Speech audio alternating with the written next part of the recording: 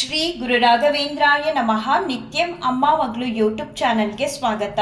Video ನೋಡ್ತಿರೋ ಪ್ರತಿಯೊಬ್ಬರಿಗೂ ನಾನು ನಮಸ್ಕಾರಗಳನ್ನ ತಿಳಿಸ್ತಾ, ಇವತ್ತಿನ ಈ ವಿಡಿಯೋದಲ್ಲಿ ನಿನ್ನೆ ಒಬ್ರು ಕಮೆಂಟ್ ಮೂಲಕ ಕೇಳಿದ್ದಾರೆ, ಅಕ್ಕ ವೀಣೆನ ಹೇಗೆ ಪೂಜಿಸೋದು ಮತ್ತೆ ವೀಣೆನ ಪೂಜಿಸೋದ್ರಿಂದ ಏನಾಗುತ್ತೆ ತಿಳಿಸ್ಕೊಡಿ ಅಂತ.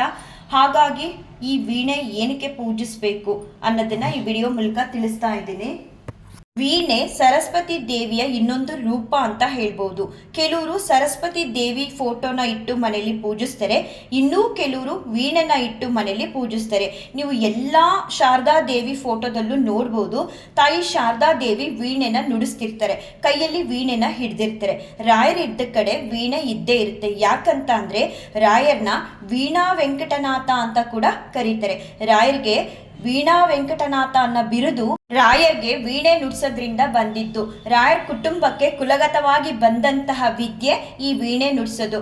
ರಾಯರ ತಂದೆ ಅಂದ್ರೆ ತಿಮ್ಮಣ್ಣ ಭಟ್ರು ಕೂಡ ಈ ವೀಣೆನ ನುಡಿಸ್ತಾ ವಿದ್ವಾಂಸರಾಗಿದ್ರು. ತಂದೆ ಆದ ತಿಮ್ಮಣ್ಣ ಭಟ್ರು ಯಾವ ವೀಣೆನ ನಿತ್ಯವೂ ನುಡಿಸ್ತಿದ್ರು, ಯಾವ ವೀಣೆನ ನುಡಿಸ್ತಲೇ ತಮ್ಮ ಜೀವನದ ಅವಮೃತ್ಯುವನ್ನು ಮಾಡಿದ್ರು, ಅದೇ ವೀಣೆನ ಹಿಡಿದು ವೆಂಕಟನಾಥಾಚಾರ್ಯರು ನಿತ್ಯವೂ ವೀಣಾಭ್ಯಾಸವನ್ನು ಮಾಡ್ತಿದ್ರು. ವೀಣಾವಾದನದಲ್ಲಿ ಅದ್ವಿತೀಯನಾದದ್ದರಿಂದ ರಾಯರಿಗೆ ವೀಣಾ ವೆಂಕಟನಾಥ ಎಂಬ ಬಿರುದು ಕೂಡ ಬಂತು. ಅಷ್ಟು ಮಾತ್ರ ಅಲ್ಲ, ರಾಯರ್ಗೂ ಕೂಡ ಎಲ್ಲರಂತೆ ಕರಾಳವಾದ ಕಷ್ಟದ ದಿನಗಳು ಬರುತ್ತೆ. ಆ ಕಷ್ಟದ ದಿನಗಳ ಸಮಯದಲ್ಲಿ ತುಂಬಾ ಜನ ಹೇಳ್ತಾರಂತೆ ರಾಯರ್ಗೆ, ನಿಮ್ಗೆ ವೀಣಾಭ್ಯಾಸ ಗೊತ್ತಲ್ಲ, ಚೆನ್ನಾಗಿ ವೀಣೆನ ಮಕ್ಕಳಿಗೆ ಹೇಳ್ಕೊಟ್ಟು ಹಣನ ದುಡಿಬಹುದಲ್ವಾ, ಯಾಕಿಷ್ಟು ಕಷ್ಟ ಪಡ್ತಿದ್ದೀರಾ ಅಂತ ಕೇಳಿದಾಗ ರಾಯರ್ ಹೇಳಿದ್ರಂತೆ, ನಾನು ಕಲ್ತಿರೋ ಅಂತಹ ವಿದ್ಯೆನ ಹಣಕ್ಕೋಸ್ಕರ ನಾನು ಹೇಳ್ಕೊಡಲ್ಲ ಅಂತ ಹೇಳಿ ಅಂತಹ ಕಷ್ಟದ ಸಮಯದಲ್ಲೂ ಕೂಡ ರಾಯರು ಮಕ್ಕಳಿಗೆ ಫ್ರೀಯಾಗಿ ವೀಣೆನ ಹೇಳ್ಕೊಡ್ತಿದ್ರಂತೆ, ವೀಣೆನ ಕಲಿಸ್ತಿದ್ರಂತೆ. ರಾಯರ ಚರಿತ್ರೆ ಅನ್ನೋ ಬುಕ್ನ ನೀವು ಓದಿದಾಗ ಈ ವೀಣಾ ವೆಂಕಟನಾಥಾಚಾರ್ಯರು ಬಿರುದು ಹೇಗೆ ಬಂತು ಮತ್ತೆ ಅವ್ರ ಕಷ್ಟದ ದಿನಗಳು ಹೇಗಿತ್ತು, ಆ ಸಮಯದಲ್ಲಿ ಅವ್ರು ಕಲ್ತಂತ ವಿದ್ಯೆನ ಹಣಕ್ಕೋಸ್ಕರ ಅವರು ಯಾವ ರೀತಿ ಬಳಸ್ಕೊಳ್ದೆ ಅವ್ರ ಕಷ್ಟದಿಂದ ಹೊರಗಡೆ ಬಂದ್ರು ಅನ್ನೋದನ್ನ ಇನ್ನೂ ಹೆಚ್ಚಾಗಿ ನೀವು ತಿಳ್ಕೊಬಹುದು. ನಾನು ತುಂಬಾ ಬಾರಿ ಹೇಳ್ತಾನೆ ಇರ್ತೀನಿ, ರಾಯರ್ಗೆ ಭಕ್ತರಾಗದಷ್ಟು ಮಾತ್ರ ಅಲ್ಲ, ಅವ್ರ ಜೀವನ ಚರಿತ್ರೆಗಳನ್ನ ಓದಿದಾಗ ನಮ್ಗೆ ಅರ್ಥ ಆಗುತ್ತೆ ನಾವು ಪಡ್ತಿರೋ ಕಷ್ಟಗಳು ಏನಂದ್ರೆ ಏನೂ ಅಲ್ಲ. ರಾಯರ್ಗೂ ಕೂಡ ಕಷ್ಟದ ದಿನಗಳು ತಪ್ಪಿದ್ದಲ್ಲ, ಆ ಕಷ್ಟದ ದಿನಗಳೆಲ್ಲ ಮುಗಿಸಿ ಅವರು ಸನ್ಯಾಸತ್ವನ ಸ್ವೀಕಾರ ಮಾಡಿದ್ದು. ರಾಯರಲ್ಲಿ ಸಾಕ್ಷಾತ್ ಶಾರದಾ ದೇವಿನೇ ನೆಲೆಸಿದರಂತೆ. ಅಪಾರವಾದ ಜ್ಞಾನ ಸಂಪತ್ನ ರಾಯರು ಹೊಂದಿದ್ದಾರೆ.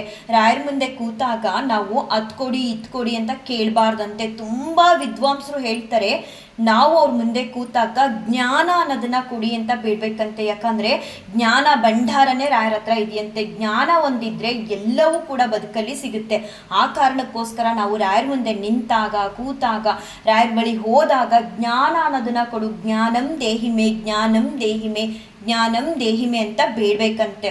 ಇನ್ನು ಮನೆಯಲ್ಲಿ ವೀಣೆ ಇದ್ರೆ ಪ್ರತಿನಿತ್ಯ ಯಾವ ರೀತಿ ನಾವು ಕುಲದೇವರಿಗೆ ಪೂಜೆನ ಮಾಡ್ತೀವಿ, ಹಾಗೆ ಈಗ ಗಣೇಶನ್ ಸ್ಮರಣೆ ಮಾಡ್ತೀವಲ್ವ, ಹಾಗೆ ಶಾರದಾ ದೇವಿ ಸ್ಮರಣೆನೂ ಕೂಡ ಸರಸ್ವತಿ ನಮಸ್ತುಭ್ಯಂ ವರದೆ ಕಾಮರೂಪಿಣಿ ವಿದ್ಯಾರಂಭಂ ಕರಿಷ್ಯಾಮಿ ಸಿದ್ಧಿರ್ಭವತು ಮೇ ಸದಾ ಅಂತ ಹೇಳ್ತಾ ಪ್ರತಿನಿತ್ಯ ಶಾರದಾ ದೇವಿನೂ ಸ್ಮರಣೆ ಮಾಡ್ತಾ ನೈವೇದ್ಯ ಹೇಗೆ ಡೈಲಿ ಪೂಜೆ ಮಾಡ್ತೀವಿ ಅದೇ ರೀತಿ ಶಾರದಾ ದೇವಿನೂ ಕೂಡ ನಾವು ನೆನಿಬೇಕಂತೆ, ಅಂದರೆ ಸ್ಮರಣೆ ಮಾಡಬೇಕಂತೆ. ಇನ್ನು ನವರಾತ್ರಿ ಸಮಯದಲ್ಲಿ ವೀಣೆ ಇದ್ದರೆ, ಈಗ 5ನೇ ದಿನಕ್ಕೋ ತಪ್ಪಿದ್ರೆ 6ನೇ ದಿನಕ್ಕೋ ಶಾರದಾ ದೇವಿದು ಪೂಜೆ ಬರುತ್ತೆ, ಅವತ್ತು ಕೂಡ ಮನೇಲಿ ವೀಣೆನ ಇಟ್ಟು ಪೂಜಿಸ್ಬೇಕಂತೆ. ಈ ರೀತಿ ನಾವು ವೀಣೆನ ಪೂಜಿಸೋದ್ರಿಂದ ಮನೇಲಿ ವಿದ್ಯಾಭ್ಯಾಸ ಮಾಡ್ತಿರೋ ಮಕ್ಕಳುಗಳಿಗೆ ವಿದ್ಯೆ ಚೆನ್ನಾಗಿ ಹತ್ತುತ್ತೆ, ಜ್ಞಾನ ಅನ್ನೋದು ಮಕ್ಕಳಲ್ಲಿ ವೃದ್ಧಿ ಆಗುತ್ತೆ. ನಾನು ಮನೇಲಿ ರಾಯರ್ ಫೋಟೋನ ಇಟ್ಟು ಪೂಜಿಸುವಾಗ ಮೊದಲು ಮನ್ಸಿಗೆ ಅನ್ನಿಸ್ತು ವೀಣೆನ ತಂದಿಟ್ಟು ಪೂಜಿಸ್ಬೇಕು ಅಂತ. ದೊಡ್ಡದಾದ ವೀಣೆನ ಕೊಂಡ್ಕೊಳ್ಳೋಕ್ಕೆ ಶಕ್ತಿ ಇರಲಿಲ್ಲ. ಹಾಗಾಗಿ ಸುಮ್ಮನೆ ಏನು ಮಾಡೋದು ಅಂತ ಯೋಚನೆ ಮಾಡುವಾಗ ಒಂದಿನ ಫ್ಲಿಪ್ಕಾರ್ಟಲ್ಲಿ ಸರ್ಚ್ ಮಾಡಿದೆ, ಮನ್ಸಿಗೆ ಕೊಡ್ತಾರೆ ರಾಯರು, ಏನಾದರೂ ನನ್ನ ಕೈಲಿ ಮಾಡಿಸ್ಬೇಕು ಅಂದರೆ. ಹಾಗೆ ಸರ್ಚ್ ಮಾಡಿದಾಗ ವೀಣೆ ಸಿಗುತ್ತೆ ಅನ್ನೋದು ಗೊತ್ತಾಯಿತು. ತರಿಸಿ ಅದನ್ನು ಕೂಡ ಪೂಜಿಸೋದಕ್ಕೆ ಶುರು ಮಾಡಿದೆ. ಇವತ್ತಿಗೂ ಕೂಡ ನನಗೆ ವೀಣೆಯಿಂದನೂ ಆಶೀರ್ವಾದ ಸಿಗ್ತಿದೆ. ನಾನು ಕೂಡ ಸ್ವರಗಳು ಮತ್ತು ಕೀರ್ತನೆಗಳನ್ನ ನುಡಿಸೋದನ್ನ ಕಲ್ತಿದ್ದೀನಿ ವೀಣೆಯಲ್ಲಿ.